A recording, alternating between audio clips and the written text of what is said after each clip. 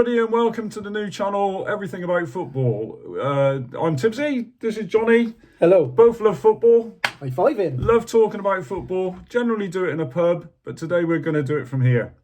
First thing we're going to talk about today? Yeah. Whatever you like. Well, the channel to begin with. As Tibbs has just mentioned, we're just two ordinary blokes. We really enjoy football. We talk about it for ages in the pub, don't we? Given half the chance when we're allowed to the pub. When we're allowed. Yeah. Yeah. And we've just come up with all sorts of random topics. And we just thought it would be cool to just try and share some of them with you, and just to experience the things that we have. So we thought we'd start first of all with why we actually love football. Because let's be fair, football it's the greatest game in the world ever, and I think that everybody loves football, apart from those who say that they don't, but they do really. Everybody does, don't they? Yeah. From the day, I reckon I was about 9 years old. At that time in my life, there wasn't a lot else to do. We couldn't afford anything. All we had was maybe a tennis ball. Oh, yeah. But we'd spend hours kicking that ball around. And the love of the game grows from there, doesn't it? Mm. It really does. Yeah. We used to start off similar, playing football in the street. Just with the football in the street, the local kids would come out. We'd kick a ball around for ages in the street. But you could do it back then. You can't do it now. Yeah. But we could do it back then. And it made things a lot easier. Just, Mum, I'm going out. All right, fine, if you go. So I know you're a few years younger than me, but Why, thank you. back in the day, you were lucky to even see a football. Families couldn't afford it. You know, so when we did get a ball, it was special. It was special, and we cherished that ball. And whoever was responsible for keeping it at their house, they were like the key keeper. So how did you decide who kept it?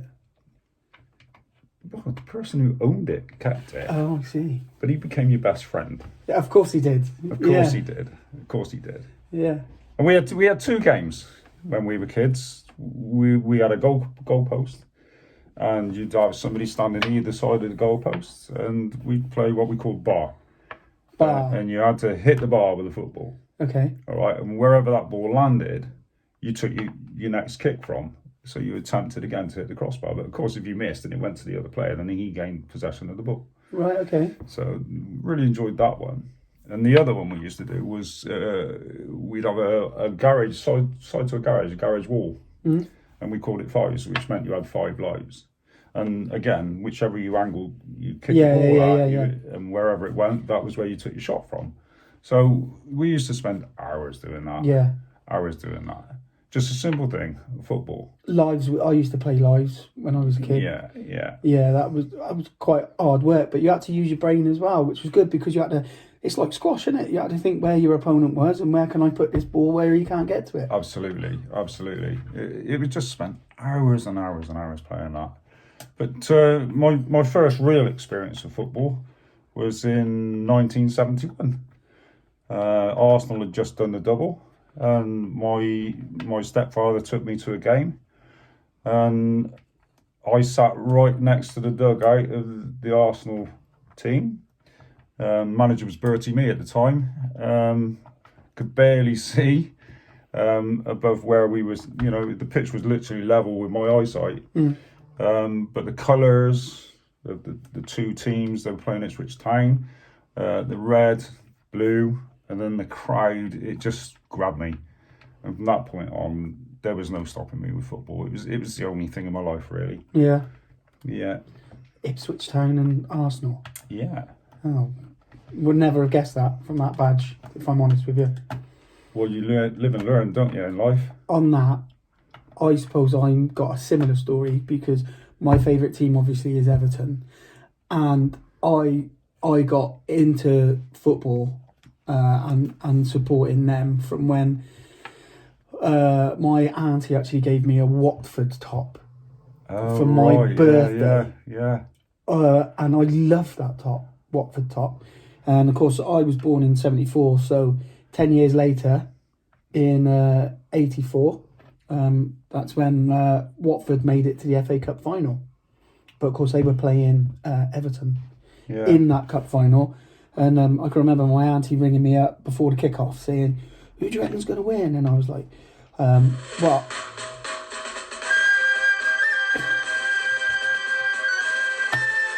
Nice. So what's that got to do with Everton, then? Do you know what? I don't know. But Why do they play Z cars I don't know. before every game? I don't know. I'm editing this bit out. Charlie, edit that bit out with that bit, okay? Because I don't know that.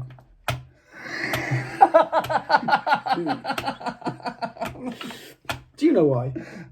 I think it was just filmed in Liverpool, wasn't it? Dixon and Dock Green? Anyway, where were we? I have no idea. Anyway, so Watford got to the cup final. Everton beat them, and I've been a fan of theirs ever since. So that was the Andy Gray Cup final, was it? Well, yeah, but there was a few other players there as well. Yeah, I know. Yeah, because otherwise it would just be like watching him do kicky-ups. Yeah, that's very true. That's very true. Okay, so what about your actual playing time within the game? I'm still playing now. You're trying to play now? So I first started playing, obviously, at school, as you do. And played for our local boys club, under 10s. I was a goalkeeper, believe it or not, back in the day. But obviously, where I was only 3 foot high, it made it quite difficult. And then as time progressed, I then joined one of the local men's teams, which was at that time Gas Green in Cheltenham, playing in their third team, which was actually a good laugh, good crack, believe it or not. It was a good club. And we used to play down at, I know some of you won't know, but we used to play down at Pitford Park, which is a big park in Cheltenham, and they got a football pitch. And it was really nice because we back in those days you get the people coming out to the park, and they just go and have a wander around, and then they'd be like, "Oh, there's a game of football going on there," so they just wander over, and we'd end up with a nice little crowd. See, I grew up in a very small village, and wanting to play for the village team was most young boys' dream. Yeah. You know, and we used to go down as families, actually, and watch the village team play. Yeah. Drew quite a crowd, really. Yeah. You know, I mean, we're not talking thousands, but practically the whole village turned out to watch those people play. Became a big thing, big part of your life. Yeah. And obviously, as soon as you start kicking the ball around properly at school and that, it becomes your dream to play for that team. Mm. So that was something that I can remember and being very special. I knew the woman that washed the kit for the club, as an example. And there'd be lots of times when I'd have an adult shirt on and playing in the street. Like you said, when I was 3'5" tall. Yeah. But it was special. It was special, and you remember those things, I think, as you grow older. Yeah. And you just learn to appreciate things as well. I was lucky enough that I did manage to play for that club. Okay. I got into the team at quite an early age, or quite a young age, and I was also lucky that we were a very, very good side. So it was easy to slot in. I stayed with the club for as long as I could, and then I joined the army, and that curtailed playing for those, obviously. Yeah. But you played in the army, though? I played in the army. Obviously, you go through quite strict trials with that because you're representing a regiment as such. Yeah. But it was maybe not the same. Because it wasn't a club that I loved, you know. So at that point, I turned to rugby. And I was lucky enough to get international trials at rugby. As what, a goalpost? Not quite as a goalpost. I know I'm lanky, streak of piss, but I'm not a goalpost. Okay?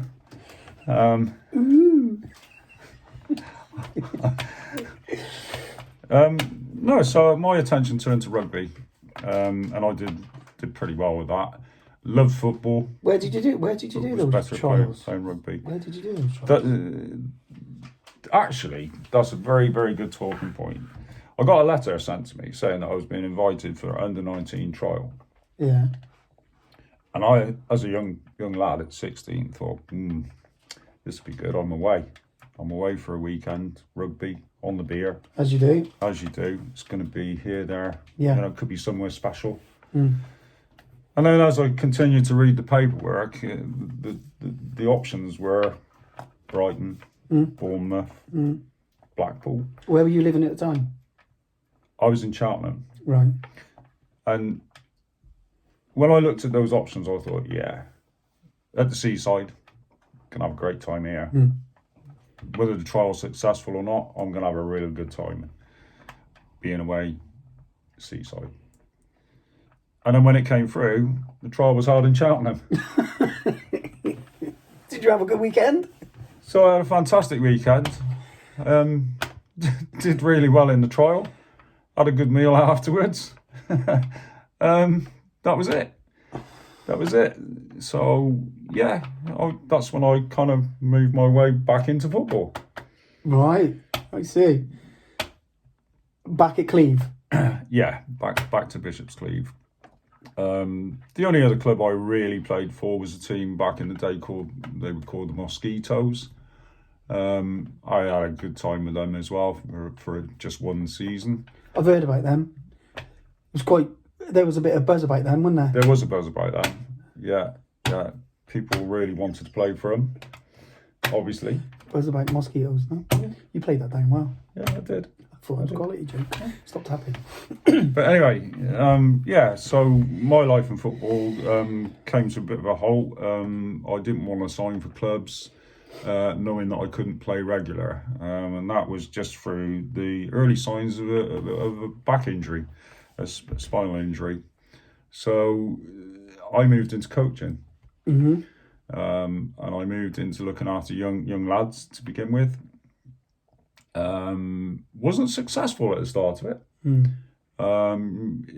It was tough. It was tough because you want to do so well for those lads, but you want to do well for yourself as well, obviously.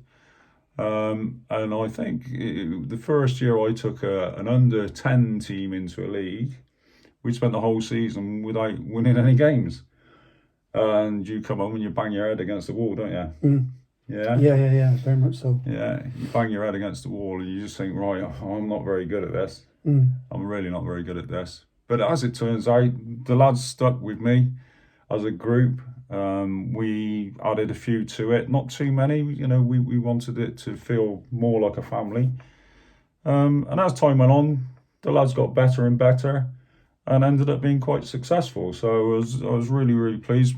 Possibly the best years of my life. Nice. So what was the highest achievement that you got through doing that? We finished up as runners-up in a division where it's difficult to say really. A division we should have won. Okay. But as you know, with these leagues, local leagues, you always get a team come in. I think you experience it more in the adult leagues, really. But we had a team come in from outside of Cheltenham who were a bit special. And for the 5 years, we've been fighting with the Cheltenham teams to try and to beat them or be better than them. And then somebody slipped in from another league.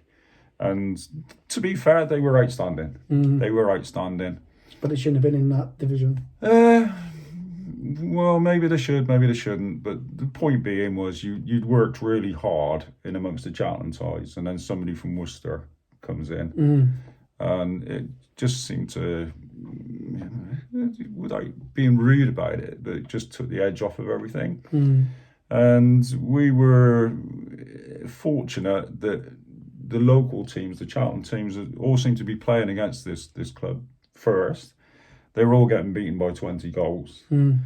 So when it came to our home match to play them, we were determined that we were going to give them a game. It was literally maybe a point between us in the league, and we were determined that they were not going to turn us over. And we pulled a bit of a fast one, really. We went into a defensive shape against them just to keep the goals out. Okay. Including playing what was our star striker. We moved him to the back because we knew he was very good at defending as well. So we basically played without a striker. Okay. And then we got to half-time at 0-0. And we decided then we'd start the second half with the striker back up front. Scored straight away. Marvellous. We beat them 1-0. And then we found out that in their local newspapers they'd reported it as a 0-0 draw. They just wouldn't have it. How could they even do that if the result is official? I've no idea. No idea. But in your local newspaper, it's just reported as a 0-0 draw. Wow. And that was their only defeat of the season. So it's quite an achievement for my lads. Yeah, I bet, yeah. Quite an achievement for my lads. You know, I'm very, very proud of them. Very proud. I bet. What about yourself? What do you mean? Or did you do coaching, or? I've gone into coaching now that I've retired. Well, partly retired. I still try and put my boots on where I can, but yeah, I'm coaching now. I've managed to fortunately see most of, late into my years of playing football. So I managed to get through to the mid to late 40s but still playing.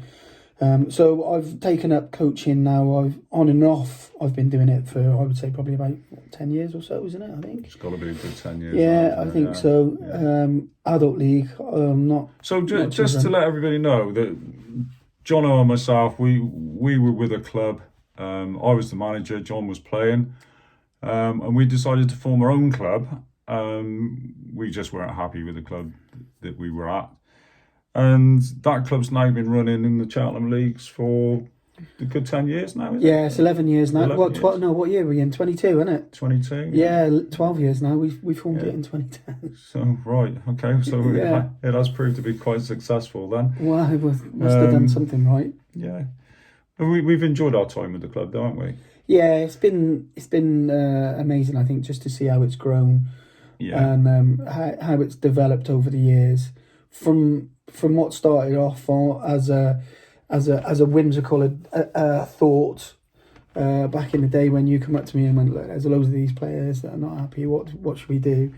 Can you do it? And of course, I'd already had experience of being club secretaries for other clubs prior to that, so I already had the idea of what it took to get a team up and running with the correct procedures according to a league. So that's one of the reasons why you came to me as well. You had the on-field experience with managing and coaching and developing, and at that time I had the administration experience, particularly with the league that we were looking at. So it formed a good opportunity, I think. So we started off developing it, but I think looking back on it, I don't think we ever envisaged it to have lasted 10, 12 years.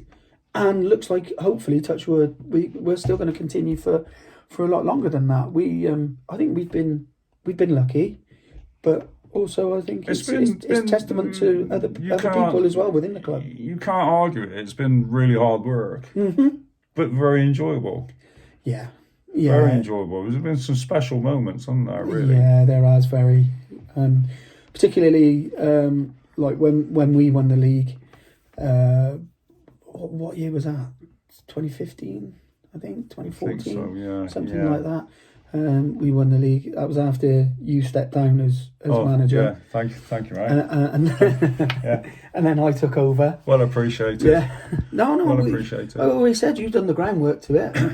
I was just there to just help finish it off. That was all. There was nothing better than stepping aside and handing the reins over to yourself and Tim. Yep.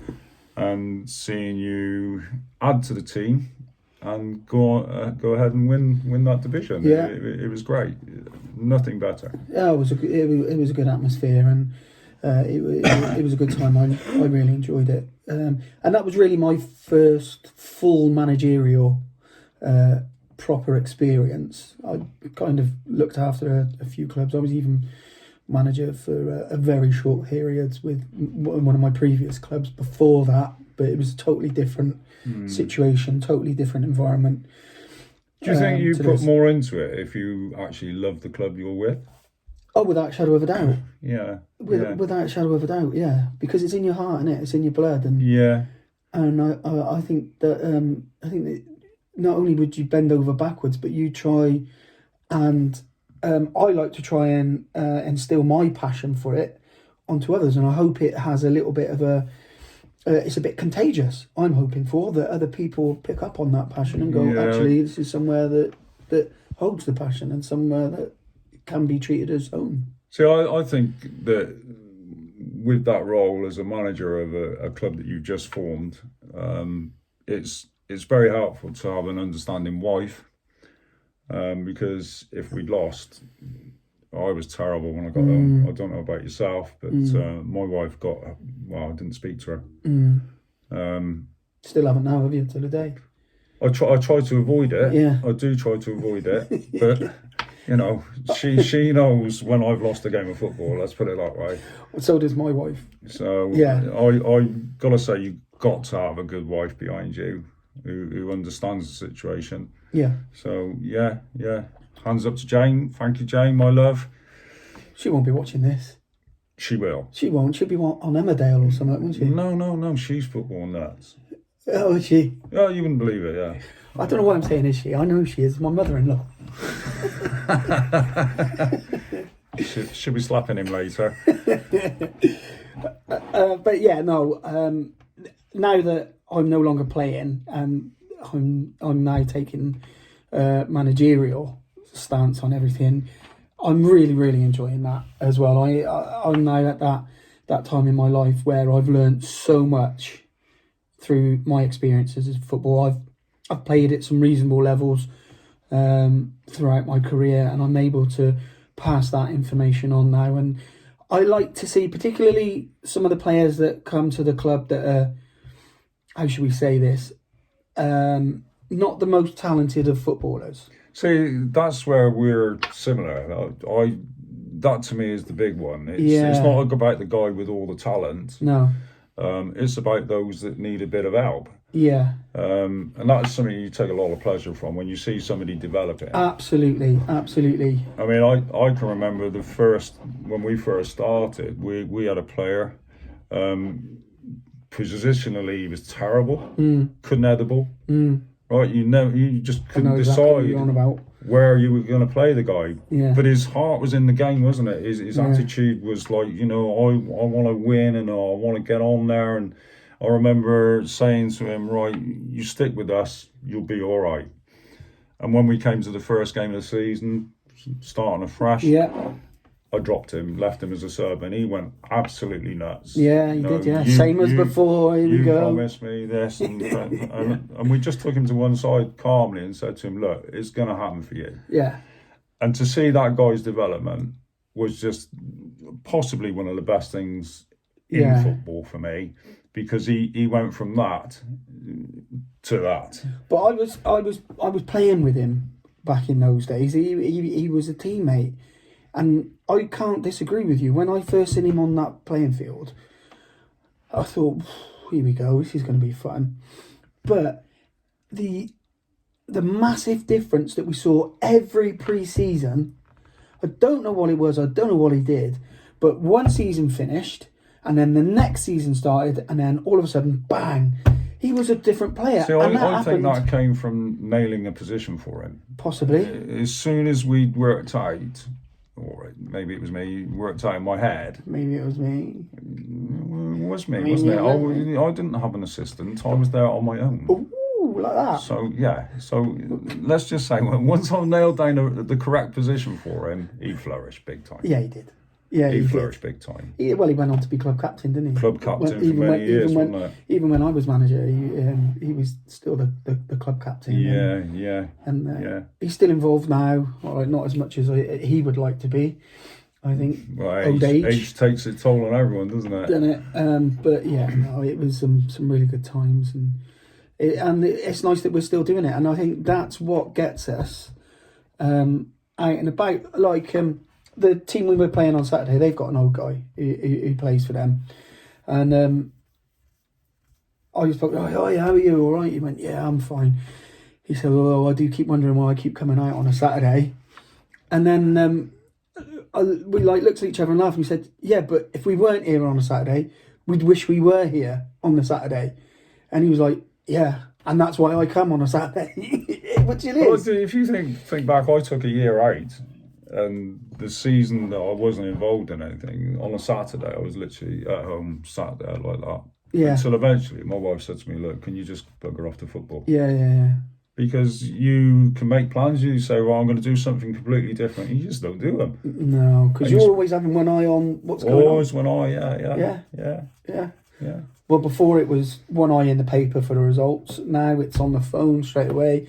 Let's have a look, see the results. How do they get on? Oh, they've done all right. Or oh, they're not doing so well. If only I was there, I'd be able to make a difference. Or I'd be able to...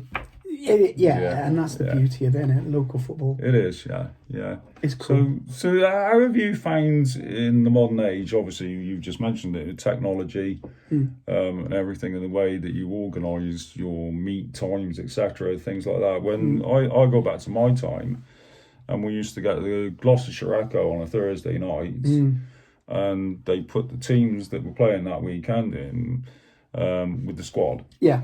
And basically, the squad back then, you didn't have 5 subs all roll on, roll off. It was 1 sub. And literally, you get home on a Thursday night, grab the paper off your old man. Yeah. Right? It was his paper, so you taking your life in your own hands, but you take the paper off your old man and flick straight to the back page. Back page, yeah. And you'd look for your club, and then you'd look at the names. Yeah.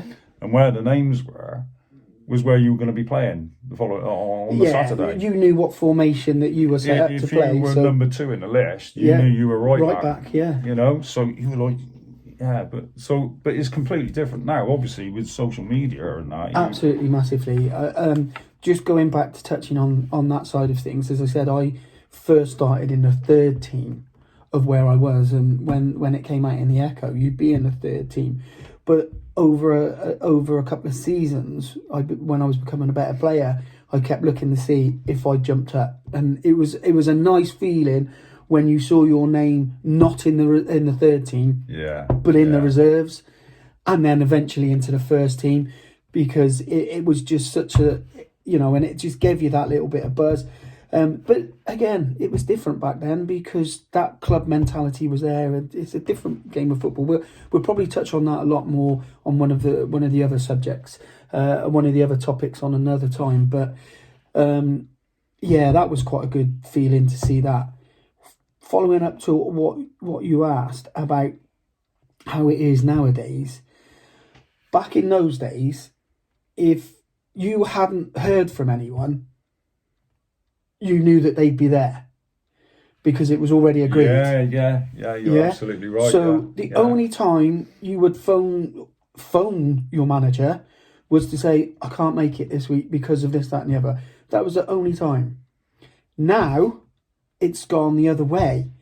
And now you have to get people to actually acknowledge that they are going to be there, because the Monday to Friday, 9 to 5 don't really exist anymore. That's another side to the way the game has changed, obviously, in your player behaviour.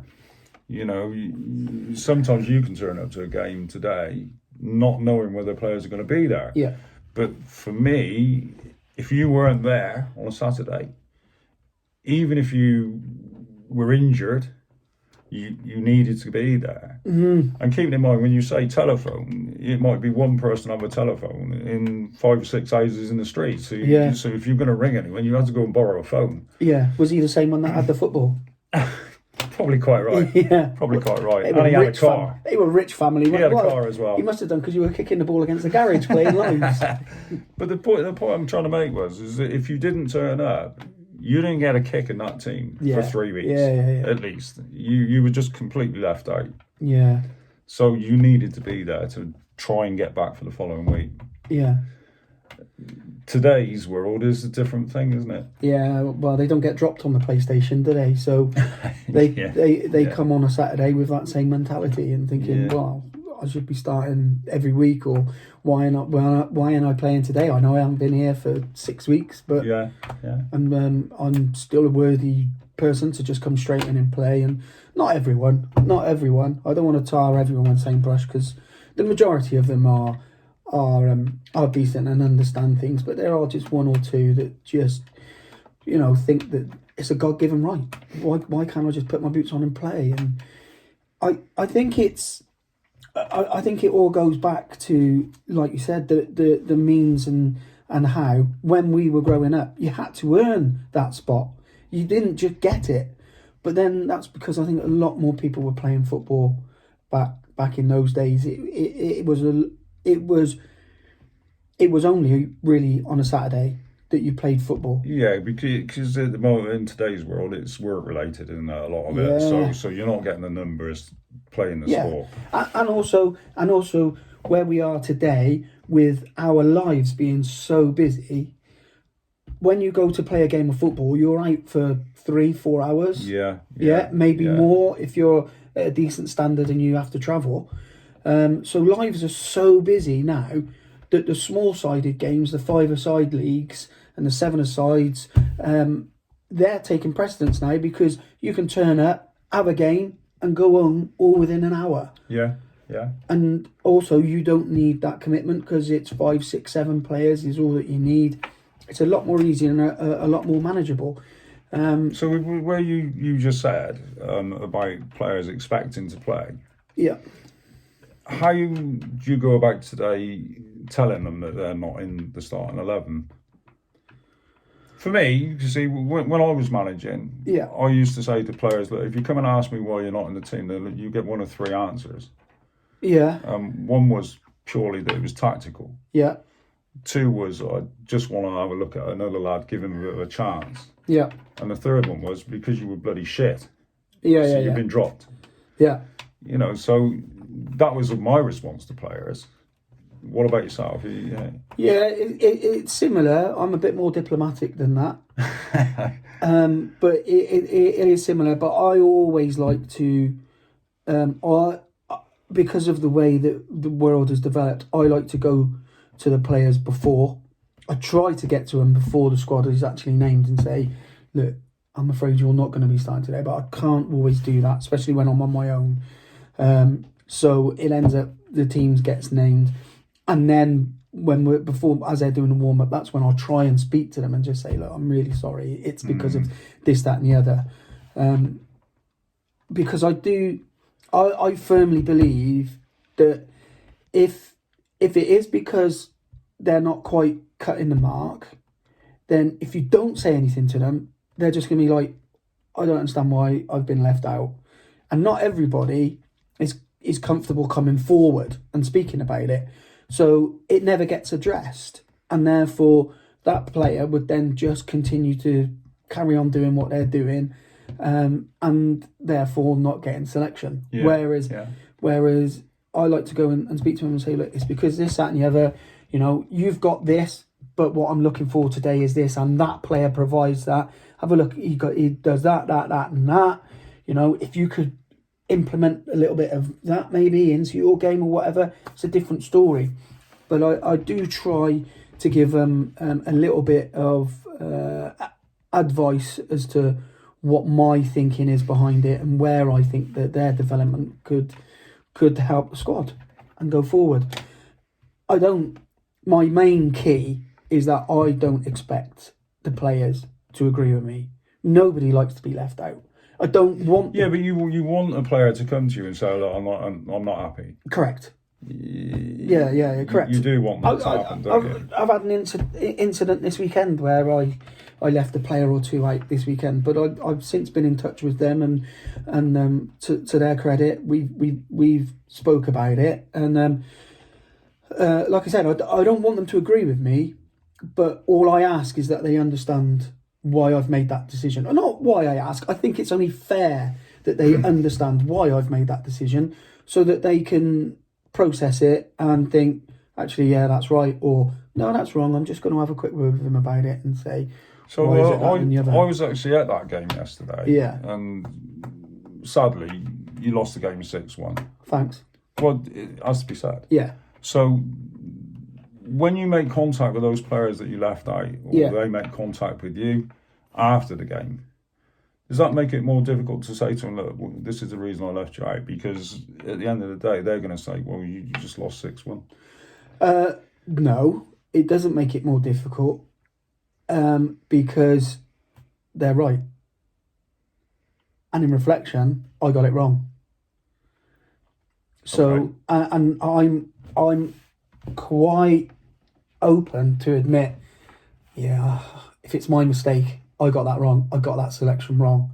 I think you're right. A bit of honesty goes a long way. Yeah, and I did. Especially in sport. I did. I got it wrong, and as I said to the player, I was looking more at the result than the actual bigger picture itself, and the game, and the result didn't go the way that I wanted it to at all.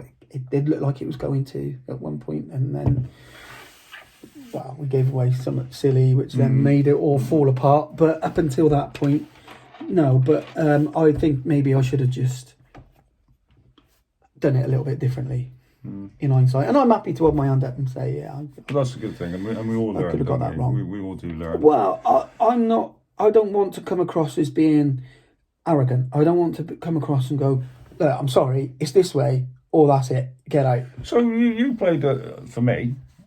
Did I come across as arrogant? Oh yeah, very much so. I'm so pleased. You were so far up your own backside. It's unreal. Well, it's a good thing. No, it is a good thing to be arrogant.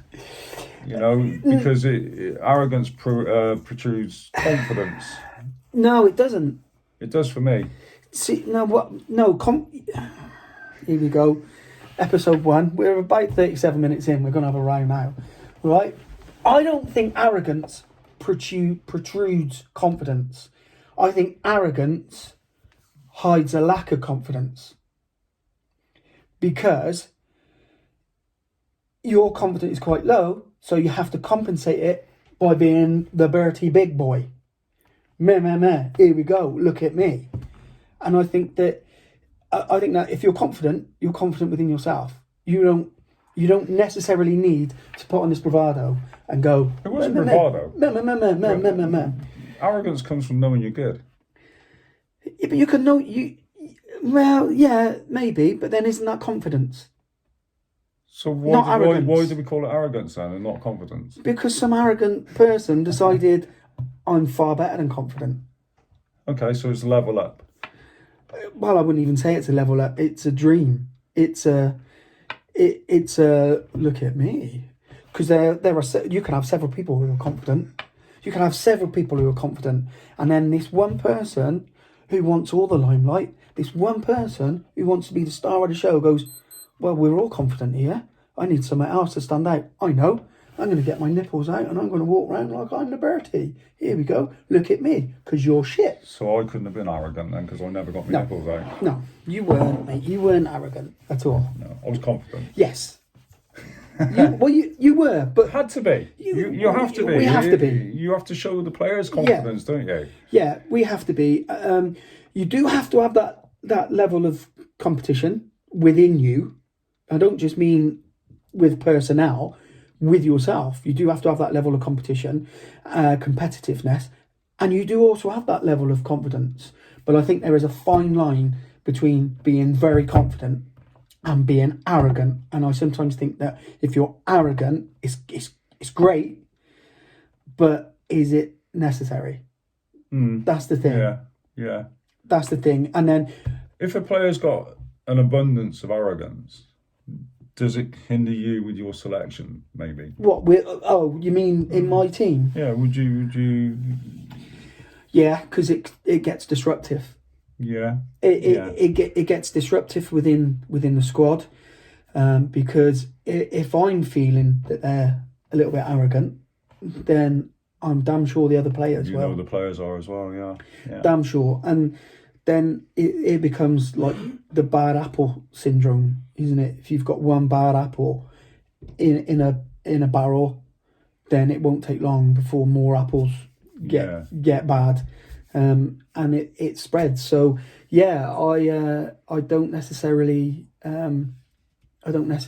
like really arrogant people. I really like confident people. So what do you think has been your greatest achievement, both as a player and a manager? Player, I've managed to reach some really decent standards, more by luck than anything else, because I'm not a great footballer at all. I just done the right things at the right time, so I managed to get to a fairly decent standard. I've won trophies as well. My greatest trophy that I've won as a player has got to be for the club that I started with in the third team, which, as I said, was Gas Green. And then got to be about 10, 12, maybe even 15 years after I started, we won a cup. And that was great. We won a few leagues before that, but then winning the cup against the team who we got to the final, the team were top of the league above us. They hadn't lost a game all season. And they hadn't conceded any goals in this competition, the cup competition, until we played them, and we beat them 3-1, and we just played them off the park, and that's the greatest. But there was very satisfying. Well, yeah, especially seeing as it was the first final that I'd been a part of, so it was the first final within the club for a decade, and then and the crowd that was there must have been 300. 200-300 got to have been. It's exciting, then. There, it was a huge buzz, and yeah, it made me feel like I was a proper footballer. Do you know what I mean? Like, and so that was a great victory, and so that was a great experience. And then from a manager's point of view, hopefully I've still got a good few more years to develop my managerial side of things.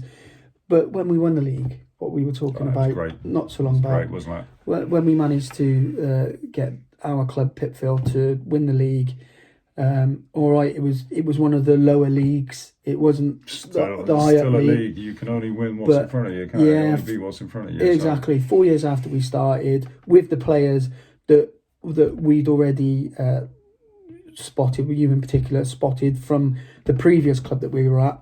And the main basis as to why we formed the club, to go in, take those boys on, follow on from the groundwork you did, and to see those boys, winning a trophy. Bit of a party that night, wasn't it? Oh, it was fantastic, and as I said, I've hopefully still got many years left of being in the coaching managerial side of it, but it's going to take some to beat that. I think it was wow, what a night. Yeah. Oh, it was a great night, wasn't it? Real good night. Yeah. A lot of sore heads. I can't remember. Say the least. I can't remember. I have to look at the photos now to go, oh yeah, I was there.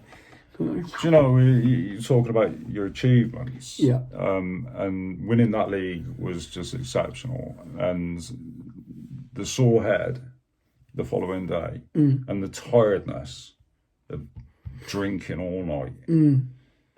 I only ever matched that with what I thought was my greatest achievement in football, and that was organising summer tournaments. Okay. At youth level, but organising them locally and having teams from all around the southwest, I mean in Bristol, etc., come and attend those tournaments, and the actual setting up of it and organising it and making sure it runs smoothly throughout the day.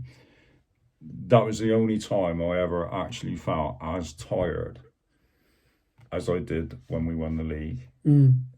Just exhausting, but well worth it. We raised thousands of pounds for children with cancer.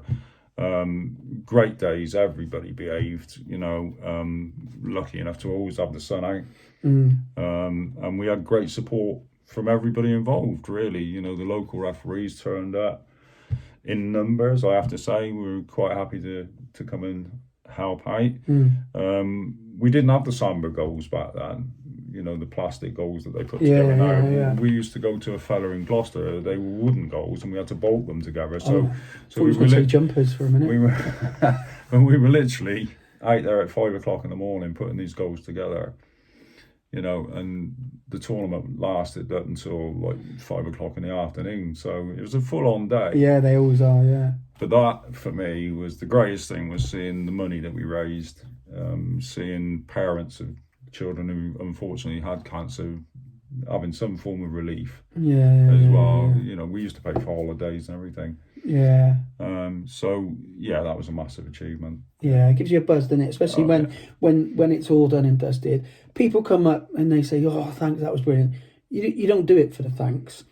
You do it to give people fun, to give people a release, and to give people an opportunity, don't you? A lot of people slate your local leagues, so slate the Premier League even, don't they? You know, for the money involved and all that kind of thing. But unbelievable for me was the amount of support that you got literally locally. I had people stopping me in the street and giving me money prior to those tournaments, saying this is for children with cancer, here aren't you? You know, or I'd get local clubs saying, here's a week's of our subs. Yeah. And it'd be hundreds of pounds. Hundreds of pounds, you know, they just give it you. You'd be drinking in the pub and somebody would hand you a tin. And it'd just be full of money. It was like, you know, hang on a minute, this is not registered. I'm not registering this week. It's yours. Give it to the right people. Yeah. You know, and the trust that people put in you was phenomenal. Phenomenal. And maybe in the future, further on down the line, if we're still with the club, we can look at doing something similar again. Whether we get the same support, I don't know. Well, I don't know. I think you probably will do. I think there's always a need for something like that, isn't there? So I think it's always worth keeping an eye on in the back burner and developing it. Okay, well that's a bit about us, a bit about our little time in football. Yeah. As you can probably see, he's an Evertonian. And I'm Man United. Weren't even going to say that. I'm Man United. Yeah. Why do you love Everton, mate? I always have done. Well, I say, when I got that Watford shirt and they got to the final, I was only 10. I think I may even have said at one point I was a Liverpool fan as well before that, but I didn't know football then. Do you know what I mean? You know, you go through them all, don't you, because your mates do. And as I said, my auntie phoned me up and said, "Who do you reckon's going to win?" And I was like, "Oh, I'd like to see Watford, but I can't see it. Everton are a really strong side." And this was the 80s. Yeah. And they did win it. And after that game, which was the Andy Gray final, I was like, well, that's it. No, it's the club for you. That's where I am, and that's why I've stayed. Obviously, you know, like they say that you support your local team, but back in those days, I'm from Cheltenham. And the Cheltenham were way down. They were far from being a professional club at that point. And so it was it was there, but you also wanted to be supporting a big team. You have to. Yeah, you have to. Our next local club was Villa, but I didn't really want to support Villa. I didn't really want to support them. So when you say Villa, when I was growing up, Villa were what was third division. Yeah. So it wasn't a big step up, really. Well, it was professional football. Yeah. But everyone talked West Brom because it's only an hour up the road. Yeah. You know, and Oxford. And I do know people that actually were West Brom fans because of the distance, and it's straight there on the motorway as well. Yeah. So for me, with the football, my stepfather used to take me to Coventry City. Did he? Or was he just sending you to Coventry? No. He'd take me to Coventry City. And that's an old reference there. Some people might not understand that one. Maybe not. Yeah. But no, I saw some decent teams there. I saw the Liverpool team with Keegan in and Toshak. I saw the great Leeds side with the Brabners. Lorimer and, Is it? the Greys. It's just fantastic times out. But I never actually took to following anyone specific, really. I had a soft spot for Leeds. I got to hold my hand up and say that I did at the time have a soft spot for Leeds. But when I got to, I think it was 12 years old, somebody at my senior school said to me, "Do you fancy coming to football at the weekend?" And I was like, "Well, yeah, who are we playing?" And he said, "No, you're not playing. We're going to go and watch a game." And I said, "Well, where?" He said, "In Manchester." I said, How old did you say you were? 12. What difference? I was like, "Do you honestly believe that my mother's going to say, 'Yeah, go on, son, off you go'?" Yeah. Because she's not. I said, "How do you manage it?" So my mum's happy with me to get on the coach and go.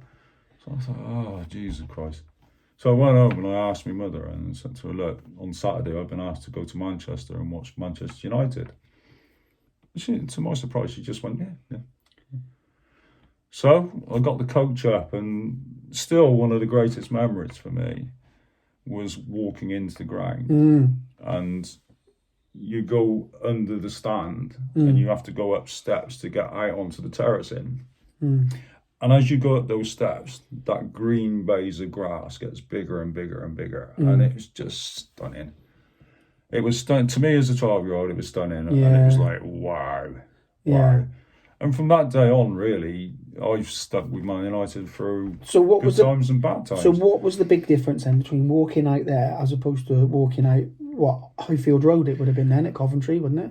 Well, I didn't get that experience. When you walked into the terraces, you went through a turnstile and you came out at the top of the terraces and there you were. Right. When you went into Old Trafford, you were underground basically, and you went up steps which opened the thing out as you went to the terraces, and it was like, oh, wow. Right. Wow. So, yeah, that's the reason I started supporting United, and I've been ever since. Good and bad. Good and bad. Bad at the moment. Yeah. Or is it? Yeah, it is. It's poor. For you guys. It's poor. Well, it's even worse for us guys. But it makes you appreciate the better times, doesn't it? Yeah, I haven't had many of them in my lifetime, but yeah. Well, your best period was taken away, wasn't it? Well, the Highsall Stadium, horrible event. So I'm not complaining about that particular event, but the repercussions of that with the banning of the English teams in Europe, I think definitely affected Everton in particular. I'd because go as far as to say you've never really recovered from that. No, the squad that we had then was incredible squad, and I do think that if we were allowed to play, we'd have dominated Europe, and it would have been the catalyst for a good progression. But well, I do think at that There we go. time you were without doubt probably the best side in Europe. yeah, I think so too. But Man United beat you in the cup final. Yeah, well, With Norman Whiteside. yeah, they done well with that, Yeah, didn't they? loved it. Yeah, I know you did. And then we got Liverpool again a couple of years later in the cup final. They beat us again. And that was under tough circumstances, but hey ho. But you've got to think yourself lucky. You haven't had the Glazers, have you? No, that's true. We're constantly losing to the Glazers. Constantly. Yeah. Yeah. Yeah. Week in, week out. Week in, week out, losing to the Glaziers. There's never a good time with them, is there? That's the thing. So, but putting that aside, obviously any club would struggle with the way, with Ferguson leaving. And I think what really bugs me at the moment, when time's not so great, people lack some appreciation that you can't be winning every year, It was great with Ferguson, but no club can continue just, for long periods of time, just win. Yourself in the Premier League today, you can play like Norwich at the bottom there and they'll give you a tough game. So I don't get where fans think they've got a right to have a trophy. You've still got to win that trophy. Yeah. Well, realistically, for most teams, there's only 3 trophies available. Yeah. You know, when you get into further up the leagues and you get into European competitions, it becomes a few more. But realistically, there's only 3 trophies that are available from the 92 Football League clubs that there are. Yeah. So, well, and more, because the FA Cup in particular, a non-league team could win it. Yeah. Possibly. Giant killer, you were saying about that, giant killers. Who springs to mind with yourself? What, a giant killer? In the cup? Sutton United. Sutton United, straight I off the remember bat. that one, yeah. Sutton United back when I was a kid. And then also the Wrexham as well. Was it Wrexham? Or was it Hereford? I can't remember. Who was it? Ronnie Radford, is that his name? Yeah. Who was that he? was Hereford. Hereford. Yeah, with that thunderbolt of a strike. So always on the opening credits of Match of the Day, wasn't it, originally? That's probably why that stuck in my head then. So just those 2 for me. You? A team called Leatherhead. Who? That's a band, isn't it? Yeah. Well, back in the day when they were in it, they looked like a band, mate. That's my favourite band. Yeah, Leatherhead. A team called Leatherhead. I can't remember who they were playing, but I think I'm correct in saying that Leeds United, when they were great. Yeah. You know, they were a great side. Yeah. Struggled against Peterborough. No, it might have been Colchester. Okay. It was one or the other. But don't remember. They really, really gave them a game, and I remember those games. Yeah. It's what makes the cup so special, isn't it? It's what makes football so special. You never know what's happening. You never know what's around the corner, do you? Yeah. Could be anything. Okay. Okay. I think that's going to bring an end to today's show. I hope you've enjoyed it. I know we've just been chatting, well, rubbish really, but we did want to do this. Moving forward, we're going to be touching on quite a few different subjects, like things like elite manager. Is it really elite, or are they just lucky? You know, VAR, really, is there any need for it? You might say there is, some might say they're not. But there'll be lots of different subjects. We'll talk about World Cups. We'll talk about should Celtic and Rangers, maybe for their benefit, play in the English League. Rightly or wrong, you know, it could be controversial subject, but we're going to discuss it at some point. What other things, John? Anything you can think of? Well, we've got lots of things in it. We'll come up with our greatest players for our particular clubs, also the countries as well, because I'm English, he's Scottish, unfortunately. So we're going to probably touch on those as well. But we'd also like your input as well. So if you've enjoyed this little bit of waffle, I know there's probably been some really dull moments throughout it, but if you've got any topics that you would think would be worth it, we'd certainly like to hear from you, and we'd have a session on that. We don't mind what we discuss, do we? Absolutely not. Anything at all. Talk all day. We'll talk all day. Well, you can. I can. Yeah. It's good job I haven't had a beer, really. Yeah? Otherwise, we'll still be going. Next time. Next time. Okay, many thanks for watching. Speak to you soon. See you soon.